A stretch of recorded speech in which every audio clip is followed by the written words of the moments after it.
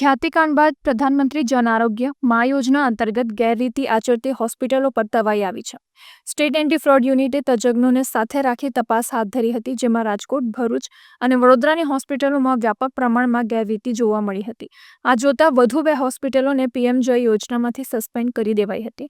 જ્યારે અંકલેશ્વરની જયાબેન મોદી હોસ્પિટલમાં હોસ્પિટલ તંત્ર દ્વારા ટ્યુમર બોર્ડ સર્ટિફિકેટમાં સહી અને સિક્કામાં ગેરરીતિ આચરીને TMS સોફ્ટવેરમાં અપલોડ કર્યા હોવાનું ધ્યાનમાં આવ્યું હતું, જેના પરિણામે હોસ્પિટલ દ્વારા આચરવામાં આવેલી ક્ષતિને ધ્યાનમાં લઈ હાલમાં પ્રી-ઓથની કુલ ₹33,44,031નો દંડ ફટકારવામાં આવ્યો હતો. આ બાબતે હવે અંકલેશ્વરની જયાબેન મોદી હોસ્પિટલ મેનેજમેન્ટનો ખુલાસો સામે આવ્યો છે. આયુષ્યમાન પોર્ટલ પર માન્યતા પ્રાપ્ત તબીબે હોસ્પિટલમાં અચાનક જ આવવાનું બંધ કરી દીધું હતું. વચ્ચેના 12 દિવસ દર્દીઓને અવગણતા ન પડે એ માટે સારવાર ચાલુ રાખવામાં આવી હતી. નવા તબીબની માન્યતા માટે અરજી કરવામાં આવી હતી.